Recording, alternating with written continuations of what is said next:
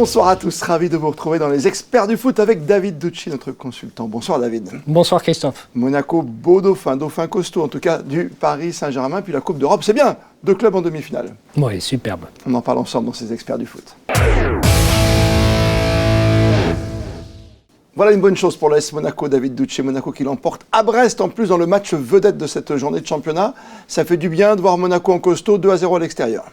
Oui, c'est une très belle opération. Il fallait marquer les esprits dans ce sprint final, surtout sur une semaine qui va être chargée pour l'AS Monaco. Donc, aller gagner à Brest, qui est une équipe solide dans ce championnat et qui sera jusqu'au bout très difficile à lâcher, est vraiment une très belle opération de l'ASM. Qu'est-ce qui se passe pour Brest juste en face? Ils viennent de perdre à Lyon, à la dernière minute, quelque part. Un rebondissement comme on l'aime dans le football, quand on n'est pas supporter, bien sûr, d'une équipe. Vous pensez que la mécanique est cassée pour Éric Roy? Non. Qu'on en profite, quelque part, nous? Oui, on en profite, et tant mieux. Ouais. Il faut prendre les points quand ils se présentent. Et c'est difficile aussi pour Brest. Ils n'étaient pas programmés pour jouer la Ligue des Champions. Donc le sprint final est une période où il y a la pression qui arrive, qui s'installe. Et donc c'est un petit peu plus difficile avec les absences. Là, ils avaient un suspendu et un blessé dans leurs meilleurs joueurs, ce qui est plus difficile à gérer quand on est un club comme Brest, un club comme Paris Saint-Germain ou l'AS Monaco, forcément. Et oui, c'est une période délicate, mais ils n'ont pas dit leur dernier mot et il faudra compter sur eux jusqu'à la fin. Le sprint, vous préférez le money time, je vous ai écouté encore ce week-end sur Monaco Info, va être compliqué pour eux. Pour Monaco, en tout cas, on a bien géré l'absence du maître à jouer quelque part, Golovin. Hein. Oui, puis de toute façon, il faudra s'y adapter jusqu'à la fin, parce qu'il faudra faire sans lui. On a montré qu'on était capable sur ce match-là, même si dans le jeu, ça n'a pas été parfait, mais on a été solide et puis on a exploité les opportunités de marquer. Il faut continuer là-dessus, parce que là, on a une semaine qui continue et qui est cruciale. Ça tombe bien, David, parce qu'on a eu 10 jours d'arrêt, c'était pas simple à gérer. J'écoutais dans les premières actions Fofana qui disait justement qu'il fallait travailler à l'entraînement, peut-être plus dur, peut-être différemment. Et on a bien travaillé la tactique, on l'a vu, parce que même défensivement, Monaco était organisé différemment. Hein. Oui, on est revenu à 5 derrière, et effectivement, il fallait se réadapter. On l'a bien fait, on n'a pas pris de but, et on a pu ouvrir le score juste avant la mi-temps. C'est un moment crucial. Un deuxième juste après, c'est vraiment des moments clés dans un match qui nous ont permis après de dérouler. Oui, ça c'est le scénario idéal en tout cas. Hein. Avec encore un super Minamino qui est présent, qui est là, qui est bien là cette saison. Hein. Oui, il arrive au bon moment là, en grande forme aussi, puisque comme on a dit, Golovin n'étant plus là, il est important que quelqu'un puisse prendre le relais derrière. Et s'il le fait jusqu'à la fin de saison, on peut espérer de grandes choses pour le club. Autre satisfaction, la rentrée, même quelques minutes, quelques instants d'Embolo, ça veut dire que tout le groupe revient, peut-être Cao Henrique qui reviendra à la fin. Oui, on aura besoin de toutes les forces, parce qu'on l'a vu, Golovin blessé, des suspendus avec ses cartons rouges en fin de match. Il faudra toutes les forces pour aller chercher cette deuxième place qui nous assurerait la participation à Champions League. On est là, on est deuxième pour l'instant derrière le Paris Saint-Germain. Avant de parler des choses qui fâchent pour Monaco, un regard peut-être pour cette équipe de Monaco sur la suite du championnat. Avec, vous l'avez dit, ces 2 matchs qui sont, surtout le match de mercredi contre Lille quand même. Tu sens qu'il y a déjà eu Brest et tu sens que ce match-là, c'est le tournant de ce Money Time. Oui, ce match-là va être important, il ne faut surtout pas le perdre. Évidemment, si on peut le gagner, il ne faut pas s'en priver. Mais il ne faut pas le perdre, il faut prendre des points. Parce qu'en prenant des points, on reprend un point minimum sur Brest. Et on maintient Lille à distance. Évidemment, la meilleure opération serait de gagner. Après, il y a Lyon, ce sera dimanche. Lyon qui va perdre 4-1 au PSG quand même. Hein. Oui, mais qui reste sur une bonne dynamique. Donc PSG, on va dire, c'est une parenthèse.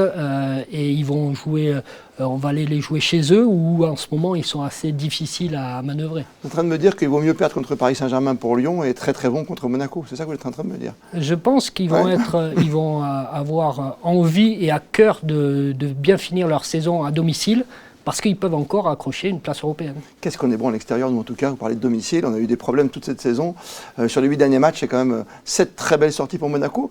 Avec, je vous le disais, l'ombre au tableau pour conclure cet espace monégasque, cet espace rouge et blanc, ce sont 2 cartons rouges. Oui, c'est vraiment dommage quand on mène 2-0 comme ça en fin de... Bien sûr, il faut préserver ce résultat et tout, mais on doit le faire de manière intelligente, surtout dans, comme on disait tout à l'heure, dans ce money time. Dans les arrêts de jeu en plus, on le prend. Dans les arrêts de jeu, c'est vraiment très très dommageable pour l'équipe. Et surtout avec 2 autres matchs dans cette semaine. Donc on risque d'avoir des absences cruciales. Parce qu'en plus Ben Seghir avait une belle carte à jouer. Oui. Traction épidermique, il prend quelqu'un par le cou. De l'autre côté, Sangro, il se relève, pareil, c'est un coup de pied. Ce sont des réactions qu'on ne doit pas avoir quand on est professionnel. C'est pas possible, surtout qu'on mène 2-0 quoi, quand même, quelque part. On n'est pas non plus, vous voyez, on est toujours à l'abri d'un retour, mais quand même, là, on était sur la fin de match. Oui, il faut arriver à maîtriser ses nerfs dans ce money time parce que, comme on l'a dit, on a besoin de tout le monde et il faut ne pas s'énerver et être intelligent dans ces moments-là. Comment on fait quand on est coach comme vous, David, avec vos équipes, pour récupérer après ces garçons? Déjà à la sortie du vestiaire, tu as envie de leur parler presque méchamment, mais est-ce qu'il faut le faire? Est-ce qu'il faut être dur avec eux? Ou il faut leur dire, voilà, tu l'as fait une fois, t'arrêtes? Ça dépend des fois, les circonstances font que des fois il vaut mieux parler tout de suite, des fois il vaut mieux attendre et laisser passer. Dans tous les cas de figure, on sait que les joueurs sont déçus de prendre ces cartons rouges. L'équipe est touchée parce qu'elle sait que ça va pénaliser sur les prochains matchs. Donc en général, on préfère attendre le lendemain pour débriefer ce genre d'événement. Dernier bémol peut-être dans le côté, je ne vais pas dire négatif, mais pour l'instant on fait attention, très attention avec ces 2 matchs qui arrivent avec Lille et Lyon. C'est peut-être l'absence du buteur aujourd'hui type pour Monaco. On voit que Balogun, c'est toujours pas ça, que Ben Yedder est rentré qu'à la fin, que Mbolo, il a 2 minutes de jeu. Ça va aller pour terminer la saison, pour rester en Ligue des Champions, pour terminer sur le podium? Oui, parce que je pense qu'on a montré depuis le début de la saison qu'on était capable de ne pas avoir un seul buteur. Donc je pense que sur cette fin de saison, on va avoir besoin de tout le monde. Et quand vous êtes dépendant d'un seul joueur, s'il n'est pas là, ça devient psychologiquement plus difficile. Quand vous avez plusieurs joueurs capables de débloquer la situation, ça permet d'être encore plus en confiance pour le groupe. Surtout quand on met des beaux buts. Il était beau celui-ci de Zakaria, c'est vrai que cette frappe enroulée là. Il fallait prendre sa chance. Il y a un moment, voilà, le premier but monégasque était magnifique, puis le deuxième, limite hors jeu, mais c'est passé pour Minamino. 2-0, on est tout bon. Semaine de costaud, vous l'avez dit, David Ducci, avec ce match mercredi soir, un match ô combien important face à Lille. Et puis dimanche, le match face à Lyon. La Coupe d'Europe, 2 sur 3 pour nos clubs français. Lille éliminé au tir au but. Pour Marseille, ça a souri, ça n'a pas été si simple. Et pour le Paris Saint-Germain, on a l'impression que c'est la bonne année, David Ducci. Je me lance. Il faut le souhaiter parce qu'on attend depuis longtemps que le PSG aille chercher ce titre. On espère pour eux que ce soit la bonne année. Il faut un petit peu de réussite dans ce match-là. Au retour, ils en ont eu, et puis après, ils ont fait le job, comme on dit, et ils ont été à la hauteur de l'événement. Ça leur va bien avec le carton rouge, hein? Oui. Oui, bien sûr, mais ça fait partie du jeu, je veux dire. J'entends bien. Voilà, je veux dire, Barcola a été provoqué aussi, ce carton rouge. Si il fait pas cette action-là, il provoque pas la faute. Ça fait partie du jeu. Il a été cherché et provoqué cette faute. Et ça a permis de libérer ensuite le club. En tout cas, jolie remontée, comme disent certains, plus qu'une remontada pour ce Paris Saint-Germain qui était en phase d'être éliminé, on le rappelle, à la période des matchs de poule. Oui. Comme quoi, il ne faut jamais condamner une équipe à un instant T dans une phase de poule, parce que c'est très long, et on l'a déjà vu plusieurs fois dans ces éditions précédentes. Espérons que cette année soit la bonne pour le Paris Saint-Germain. En tout cas, ils ont une véritable chance avec ce match cette demi-finale contre Dortmund de pouvoir retourner en finale et qui sait peut-être la gagner. Oui, parce qu'ils évitent le Real Madrid ou Manchester qui s'est fait sortir. Dortmund, c'est pas un petit club non plus. Non, bien sûr. Non. Il faut jouer les matchs. Il faut jouer les matchs. Et s'ils sont sérieux et appliqués, il n'y a pas de raison qu'ils ne puissent pas retourner en finale pour, ça serait bien, cette fois-ci, ramener le titre.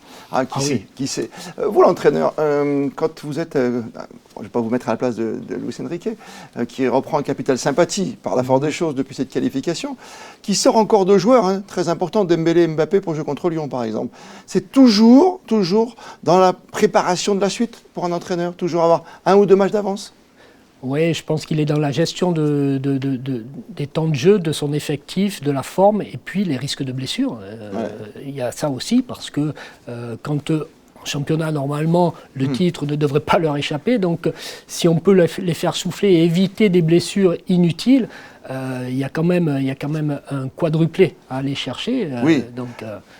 Je suis d'accord avec vous, même si un des deux joueurs, comme Mbappé, va quitter le club parisien à la fin, tu peux aussi l'exploiter à 100%. Aujourd'hui, on n'en sait rien s'il va quitter le club. Il a annoncé. Tant que rien n'est signé... vous êtes comme ça, vous? Ah oui, moi je pense que... Il a annoncé lui-même, le joueur. C'est entériné. On ne sait pas où il va exactement à 99%, mais... une petite surprise du chef à la fin. Signé David Ducci, comme ça, sur Monaco Info. On ne sait jamais en football. On a tellement vu des retournements de situation que... Ouais. C'est comme si l'Arabie Saoudite, un jour, avait battu l'Argentine de Messi. Par exemple. Vous en étiez, c'est vrai, dans cette équipe d'Arabie Saoudite. Tout est possible, vous avez bien raison. Cette équipe du PSG qui n'a cessé de nous surprendre et qui ira peut-être jusqu'au bout en Ligue des Champions. Tout comme, ce serait beau, tout comme Marseille n'a jamais les premiers, qui là, en Ligue Europe, nous sort des matchs après une période difficile avec Jean-Louis Gasset. Et ils se retrouvent maintenant en demi-finale. C'est quand même assez incroyable. Ils vont jouer l'Atalanta Bergame. Oui, ils ont le droit de rêver. Ils ont le droit de rêver à une finale européenne, une nouvelle finale européenne, même si l'Atalanta Bergame est une équipe solide, très très solide et qui joue très bien au football.